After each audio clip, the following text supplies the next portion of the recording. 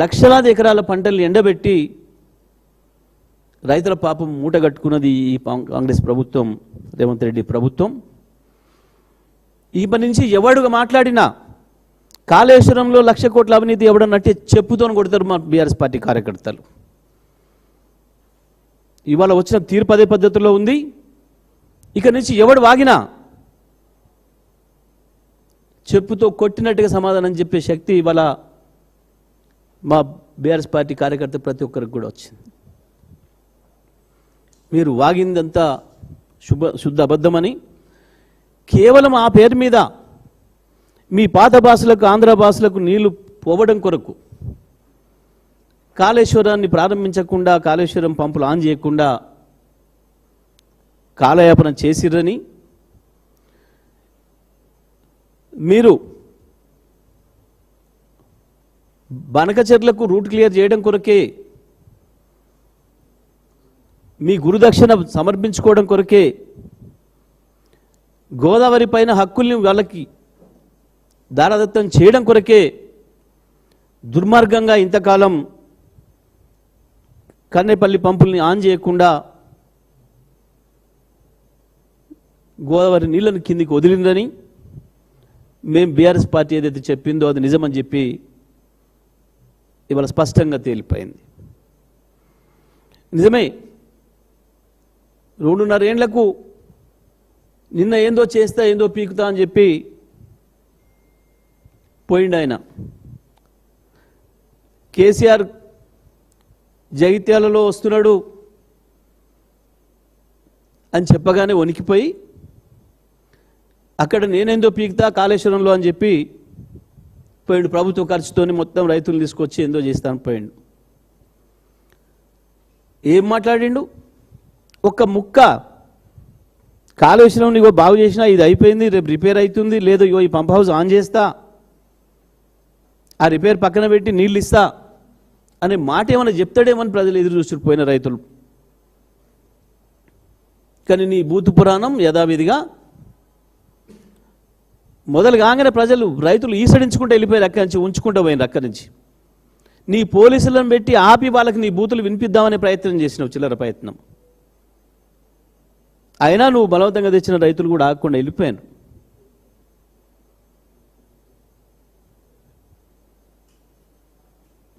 తేలిపోయింది నీ చక్కదనం ఏందో తేలిపోయింది. వాస్తవానికి ఇవాళ కూడా మళ్ళీ మా చేతికిస్తే, మా బీఆర్ఎస్ పార్టీ చేతికిస్తే కన్నెపల్లి పంప్ హౌస్ ప్రారంభం చేసేసి నీళ్ళు ఇస్తాం.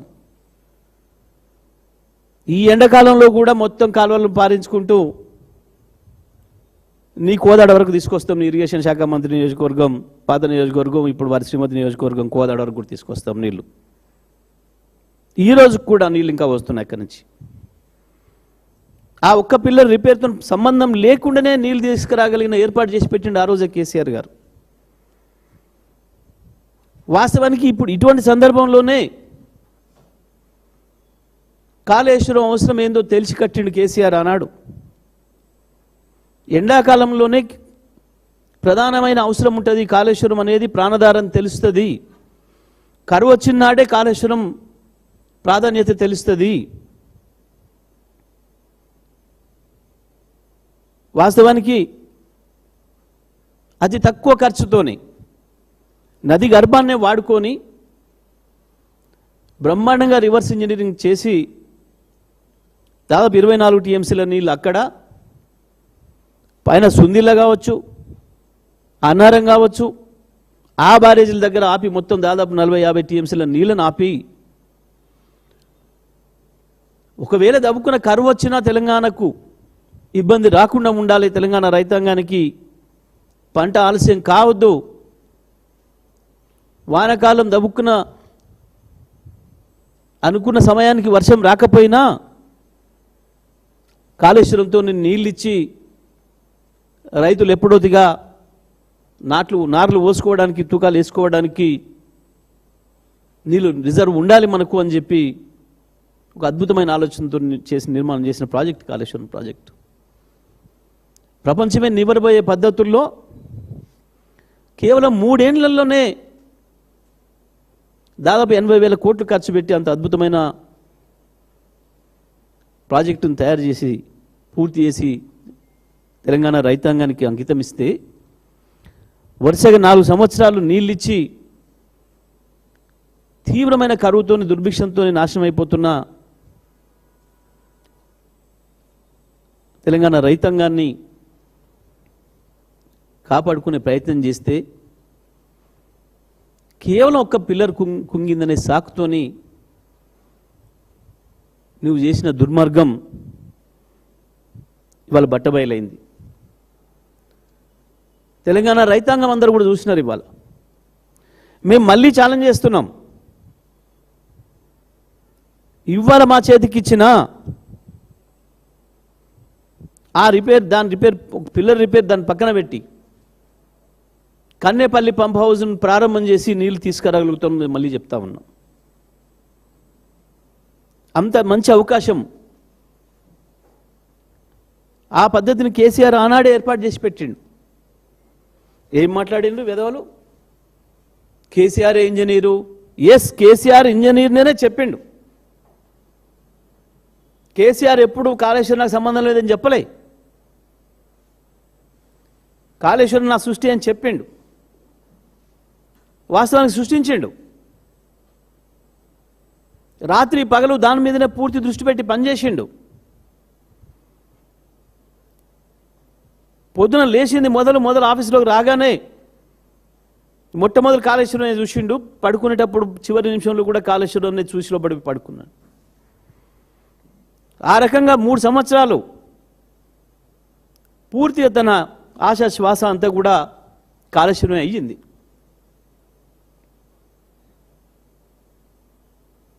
ఓ గొప్ప గొప్ప టెక్నాలజీ సాధించమని చెప్పుకున్న ప్రపంచ దేశాలు అనేక దేశాలకు మించి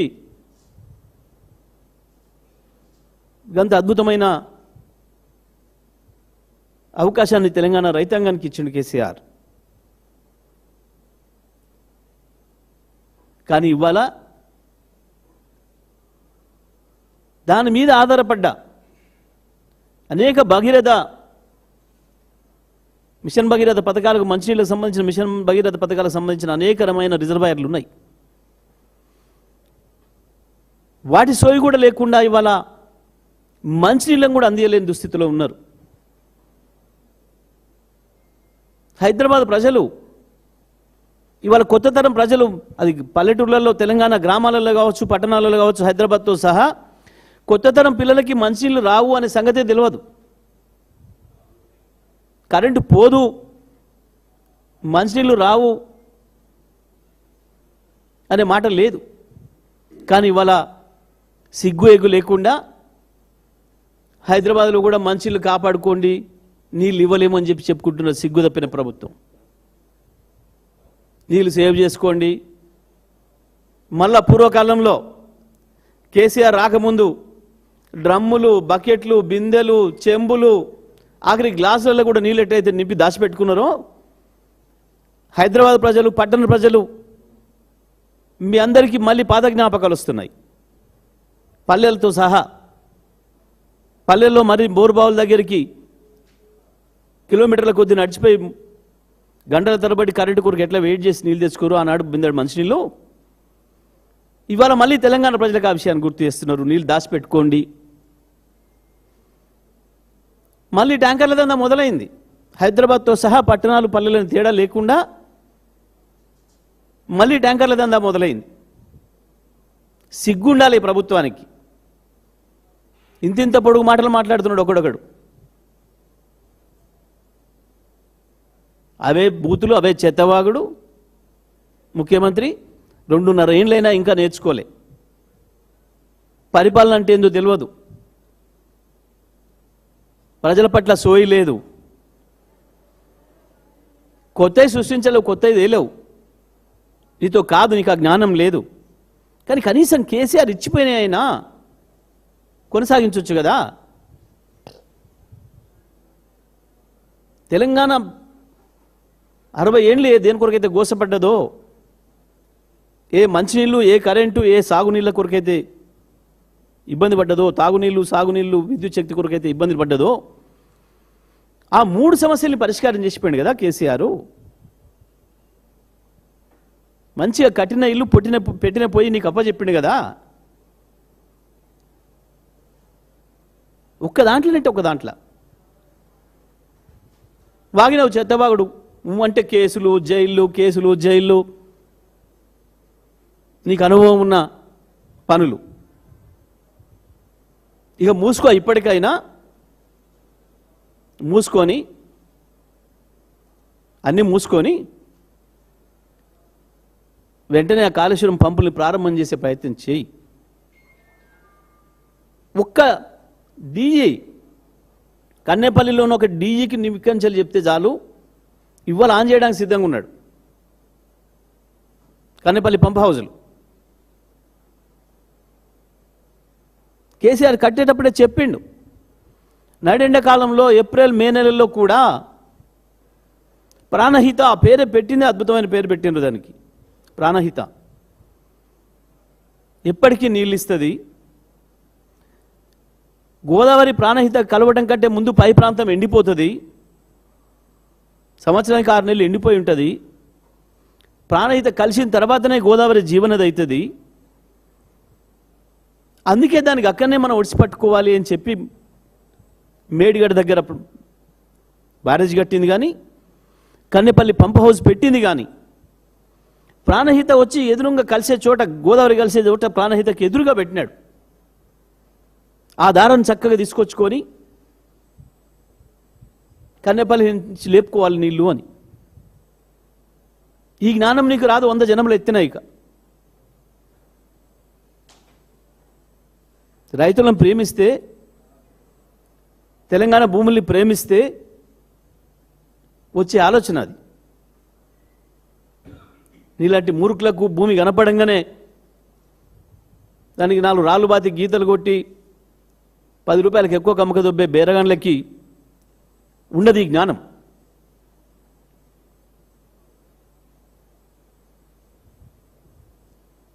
అది రావాలంటే భూమిని ప్రేమించాలి, రైతును ప్రేమించాలి, వ్యవసాయాన్ని ప్రేమించాలి.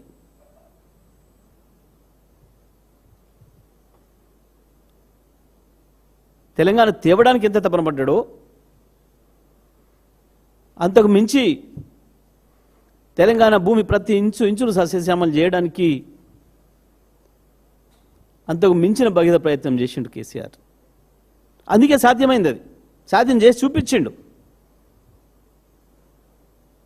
తెలంగాణలో కేవలం ఒక మహబూబ్నగర్ జిల్లా, నల్గొండ జిల్లాకు సంబంధించి ఒక దేవరకొండ, మున్గోడు తాలూకాలకు తప్ప మిగతా మొత్తం తెలంగాణను గోదావరి నీళ్ళతో తడబడానికి కావాల్సిన పద్ధతిలో నిర్మాణం చేసిండ్రు ఆ ప్రాజెక్టుని. చేసి చూపించిండ్రు.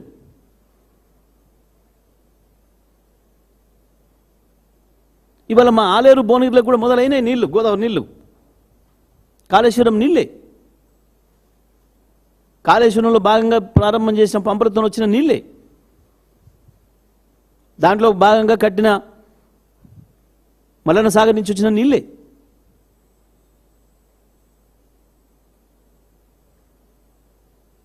మూసి మురికి పీడ కూడా వదిలించాలని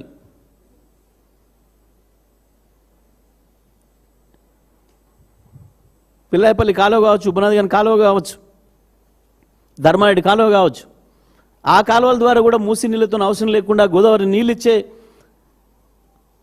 ఆ ప్రాంతంలో కూడా పంటలు మంచి పంటలు పండించాలని చెప్పి మూసిని క్లీన్ చేయడానికి బ్రహ్మాండంగా కొండపోచమ్మ నుంచి నీళ్ళు తీసుకొచ్చి గండిపేటలో, ఉస్మాన్ సాగర్లో, హిమాయ్ సాగర్లో కలపడానికి ఆనాటి ప్రణాళికలు చేసిండ్రు.